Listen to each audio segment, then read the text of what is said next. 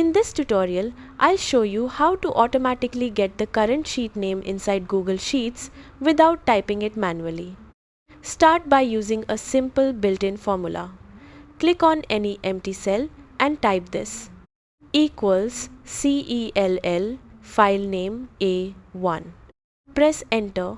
You'll see a long result that includes the file path, file name and the sheet name at the end.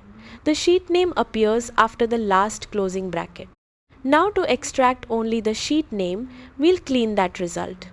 In another cell, use this formula equals right cell field name A1, len cell field name A1, find cell field name A1, press enter, and now you'll get just the sheet name, clean and dynamic. If your file hasn't been named yet or the formula returns blank, simply rename your spreadsheet once. After that, the formula will start working properly.